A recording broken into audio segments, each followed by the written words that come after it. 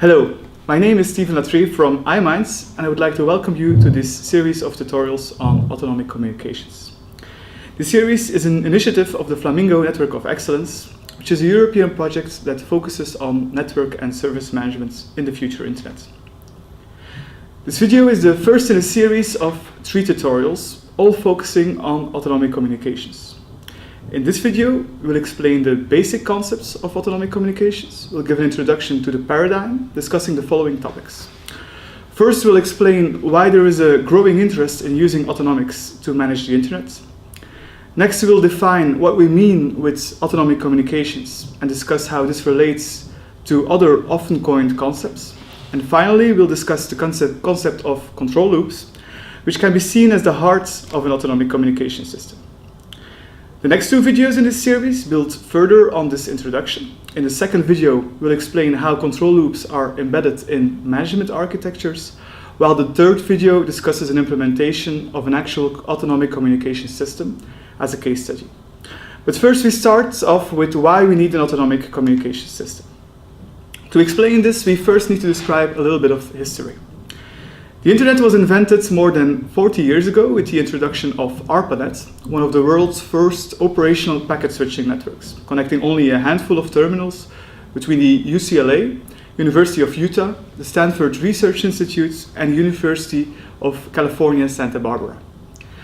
As ARPANET only connected a handful of computers in the early days, no one ever expected the scale and heterogeneity of today's Internet. In fact, the way we connected to and access services on the Internet approximately 20 years ago is fundamentally different than the current situation. Back then, we used a computer which is now considered as an antique relic consisting of a CRT monitor connected to a dial-up modem. The modem offered throughputs of tens of kilobits per second. Because of these speeds, we were limited to very static services such as reading our emails or browsing web pages, which were very infrequently updated. Since then, a lot has changed. In fact, we have seen 3 important evolutions. On one hand, we've witnessed an evolution in devices. Today's devices have become smaller, better, faster, and stronger. A laptop of 20 years ago, for example, was inferior in all possible parameters such as video resolution, clock speed, storage, memory, and weight than today's mid-range mobile phones. Typical laptops, on the other hand, have increased their 20-year-old ancestors with performance that is more than 1,000 times higher. At the same time, we have witnessed an evolution in technologies, introducing both faster connectivity but also more heterogeneous connectivity. The also typical dial-up connection throughput of 56 kilobits per second is already long gone and has been replaced with a plethora of access technologies, allowing us to connect to the Internet. Each of these technologies comes with their own strengths and weaknesses in terms of throughput, reliability, support for mobility, and so on. We thus have more and more choices, but the supported capacity is also far more heterogeneous. A third and final evolution is an evolution in the type of services we access. We still access our occasional static web page and still read our emails. However, even static web pages have become much more complex, and emails often contain large attachments or are web pages of themselves. At the same time, the above described services are now only a fraction of the kind of services that are being accessed. Video is currently the dominant type of traffic in terms of bandwidth. Think, for example, of IPTV services such as a video-on-demand service offered by your local internet service provider, or think of over-the-top services such as YouTube and Netflix. Also, more recently, applications are moving more and more to the cloud, and in order to access these cloud-based services, we need to deliver them across the public Internet. These new type of services have one thing in common: the constraints they put on their delivery are much more complex. They require large amounts of bandwidth and can typically only tolerate very small amounts of jitter and packet loss. Obviously, these evolutions have an important impact on the management of networks and services, which becomes increasingly complex. While we can still access the type of services and technologies as 20 years ago, they are now the minority and augmented with a whole range of services, technologies, and devices. The result is a myriad of services, technologies, and devices, all interconnected with each other, and requiring the highest possible delivery guarantees. It is clear that this is a big difference with the monolithic way we accessed the internet 20 years ago. This increasing complexity has considerable impact on the structure and organization of today's OSSs and BSS used to manage the network. This slide shows an overview of the different sub-processes available in a typical OSS-BSS and how they are interconnected with each other. It's clear that this is a very complex system where making only a small change to a sub-process can have a cascading effect through the entire OSS and BSS. At the same time, the requirements of network and service management is continuously increasing, which makes it harder and harder to do all of this in a manual way. It is not only very complex, it is also very time-consuming and far from cost-efficient, leading to a very high operational expenditure. In fact, if you look at how these operational expenditures have grown over the last years, the results are disturbing. Recently, the cost of management and support of today's network is already 95% of the total cost. In absolute numbers, management costs are estimated at $200 billion according to the source below. It's clear that if we can decrease these management costs, we can achieve major savings leading to higher revenue. The main reason why management costs are so high is the fact that they still are very labor intensive. Most management still occurs manually by human operators, which respond to typical monitoring alarms by changing the configuration manually. Therefore, if we want to successfully decrease these management costs, we need more automated ways of doing management. This automation is exactly the goal of an autonomic communication system. It tries to stop this increasing complexity by introducing more intelligence into the network. Now, if we are able to automate the management of networks and services, we are able to again decrease the management complexity, which allows us to focus on more advanced management tasks in a more cost-effective way. And in an autonomic system, the way this automation is achieved is by taking the human body as inspiration.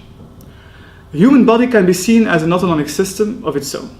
Our autonomic nervous system controls how our body works.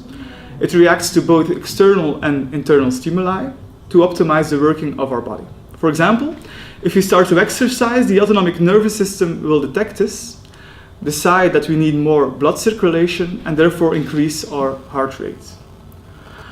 Other examples include digestion, respiratory rate, and sweating. Now, most of these functions are involuntary in the sense that the autonomic nervous system decides on what our body must do to adapt to the external stimuli. We don't consciously give our body a command. Instead, it is governed by some high-level goal to keep the body alive. Note, however, that we still have some degree of conscious control. For example, we can decide to hold our breaths, swallow, and so on.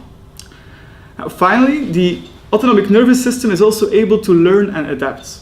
If you do not exercise one time every half a year, but really start training for a specific sport, the autonomic nervous system will pick this up and start optimizing the body for these periodic exercise activities. For example, by having a better heart rate response. Now, if we think of it, it might be interesting to have the same functionality to manage the network. So having an environment where different systems control how the network is managed. In that case, each system could then be optimized for a specific task. Where it is breathing in our autonomic nervous system, it can be resource reservation in a network management system. But of course, the different systems need to be able to collaborate with each other and may even be controlled by a centralized component. In the same way, the autonomic nervous system is able to learn and adapt by doing. These control systems should be able to learn from their mistakes and adapt their decisions by altering the decision-making process in the future. Now, finally, this would allow network operators to define a high-level goal of their own, where in our body this is stay alive. We could say that we want to optimize the performance of a set of services while minimizing the cost, but that is merely an example. Given this analogy, we can define what we mean with an autonomic communication system.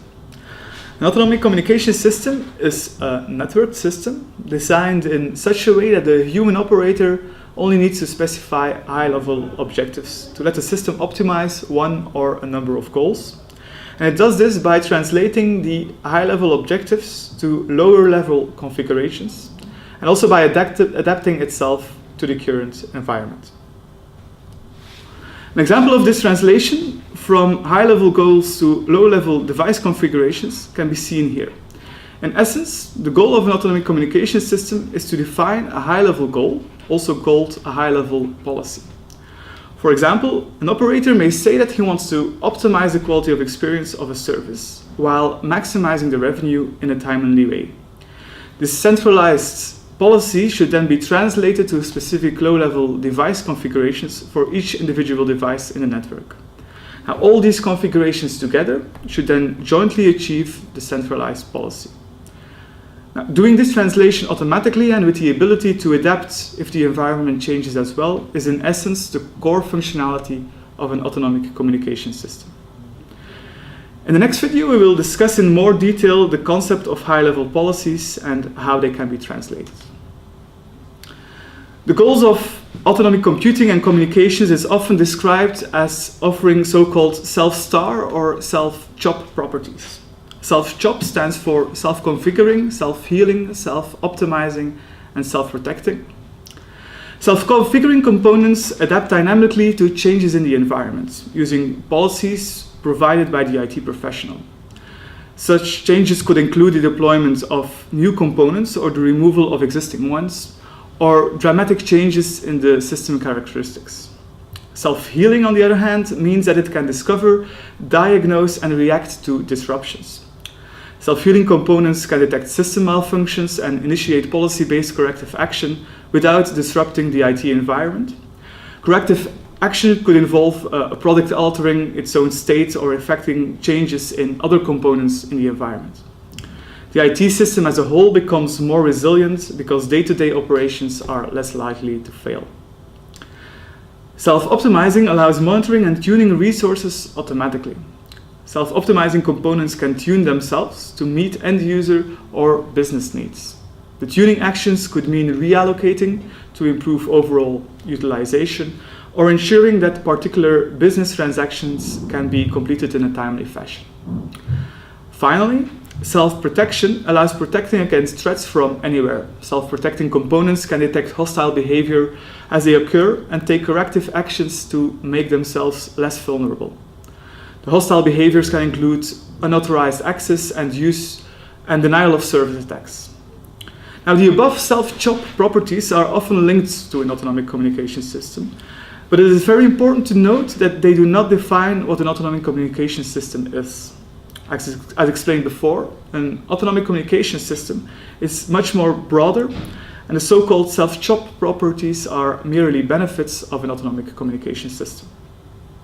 Instead, the focus is on achieving a self-governing network, similar to the autonomic nervous system, which means that the network is able to manage itself by changing low-level configurations, but human administrators can control this self-governance by specifying high-level goals or policies.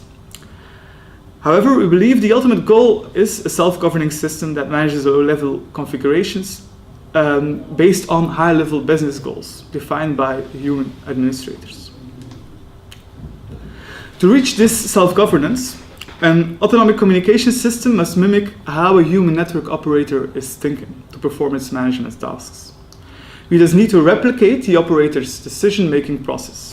This decision-making process basically means that we need to monitor the network, detect the problems or suboptimalities in the network based on the monitored data, think about possible solutions to resolve these problems, and possibly learn about the previous actions we took and adapt our decision-making accordingly for future reference. And finally, once we have done all this, we can configure the network based on the solutions we decided on. Now, this operator's decision-making process is typically modeled in what we call an autonomic control loop. Control loops are a concept borrowed from control theory. Control theory is an interdisciplinary branch of engineering and mathematics that deals with the behavior of dynamical systems with inputs. Now, the external input of a system is called the reference, and when one or more output variables of a system need to follow a certain reference over time, a controller manipulates the inputs to a system to obtain the desired effect on the output of the system. To detect what the output of the system is, a sensor is deployed that monitors the system. Now, autonomic communications use the same principle of continuously monitoring the system, performing configuration change to the system with the goal of following a reference or high-level objective over time. Now, the control loop is performed by continuously and subsequently looping over the different components. Probably the best known control loop is the MAPE control loop, which is a control loop that was originally used in the autonomic computing paradigm introduced by IBM.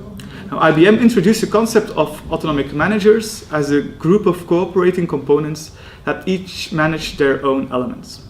The proposed autonomic manager was in reality a simple control loop called MAPE that consists of four steps: a monitor step, an analysis step, a planning step, and an execute step, hence the name MAPE.